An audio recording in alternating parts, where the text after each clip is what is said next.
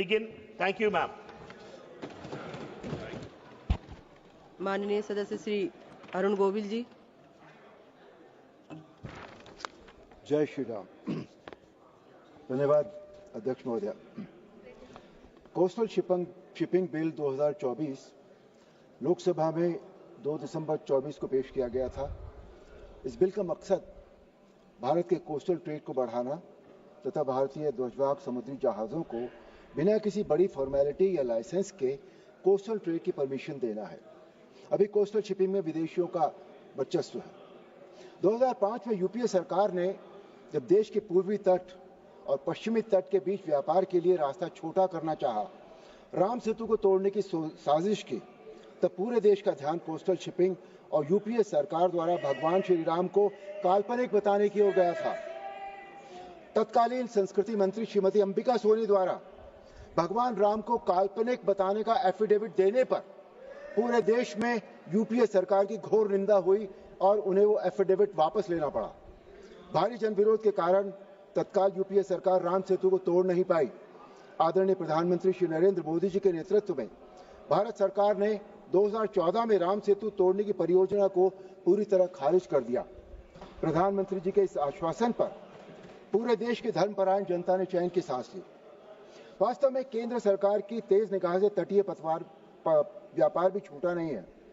प्रधानमंत्री जी ने global maritime summit 2023 का मुंबई में उद्घाटन करने के साथ समुद्री क्षेत्र में इंटरनेशनल व नेशनल भागीदारी के लिए 23,000 करोड़ रुपए से अधिक के प्रोजेक्टों का उद्घाटन करके देश को समर्पित किए तथा 2047 तक भारत के समुद्री बुनियादी ढांचे में सुधार के लिए 80 लाख करोड़ रुपए का निवेश की घोषणा की। जनवरी 2024 में आदरणीय प्रधानमंत्री जी ने कोच्चि में भाषण देते हुए कहा, जब भारत समृद्ध था तब भारत की असली ताकत उसके बंदरगाह व पोर्ट सिटी ही थे। आज भारत वैश्विक व्यापार का बड़ा केंद्र बनने जा रहा है और हम समुद्री ताकत बढ़ाने पर पूरा ध्यान दे रहे हैं। इस बिल से भारत की सुरक्षा और व्यापारिक आवश्यकताओं को देखते हुए भारतीय नागरिकों के मालिकाना अधिकार वाले शिप कोस्टल शिपिंग में हेल्प करेंगे। भारत सरकार के पोर्ट, शिपिंग और वाटरवेज मिनिस्टर श्री सर्बानंद सोनोवाल जी ने कोस्टल शिपिंग के लिए इस युगांतरकारी बिल को लोकसभा में पेश किया है। इस बिल में भारत की जल सीमा में इंडियन ओनरशिप के जहाजों को छोड़कर बिना लाइसेंस शिपिंग करने वाले दूसरे शिप्स को रोकने का प्रावधान है और भारतीय जहाजों को कुछ नियमों के साथ व्यापार की अनुमति इस बिल के जरिए दी जा रही है।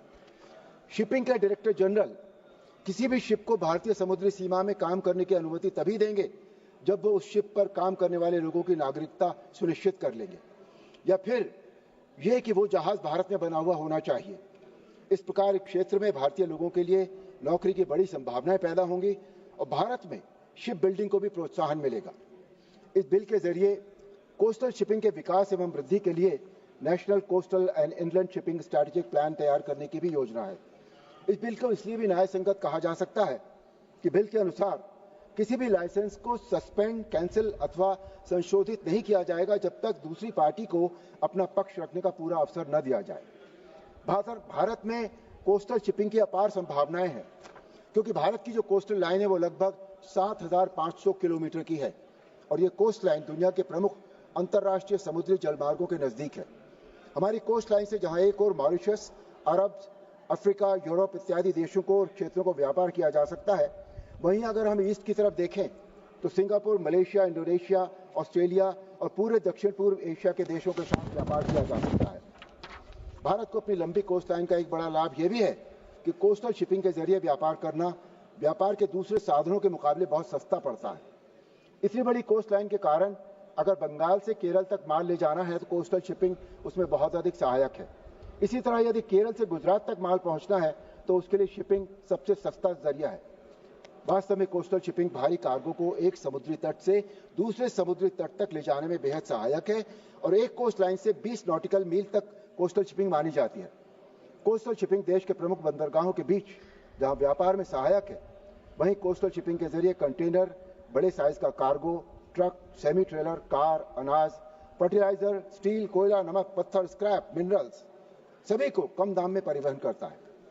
कोस्टल शिपिंग का एक और बहुत बड़ा लाभ यह है कि जहां सड़क परिवहन से प्रदूषण फैलता है, वहीं कोस्टल शिपिंग एनवायरनमेंट फ्रेंडली है। इस बिल के पास होने से परिस्थितियां भारतीय शिपिंग कंपनियों के पक्ष में बदलेंगी। रेड टेपिज्म कम होगा। स्थानीय व विदेशी व्यापार में भारतीय शिपिंग कंपनियों की भागीदारी बढ़ेगी। और सबसे महत्वपूर्ण बात यह है कि भारतीय ध्वजवाहक शिपिंग कंपनियों को कोस्टल शिपिंग में लाइसेंस की जरूरत नहीं रहेगी। इस बिल का उद्देश्य घरेलू शिपिंग कंपनियों की नौ परिवहन में भागीदारी व रोजगार बढ़ाना है। ये एक राष्ट्र हित का उद्देश्य है। अतः मैं इस बिल का पूर्ण रूप से समर्थन करता हूं। जय श्री राम। माननीय सदस्य श्री नरेश चंद्र उत्तम पटेल जी।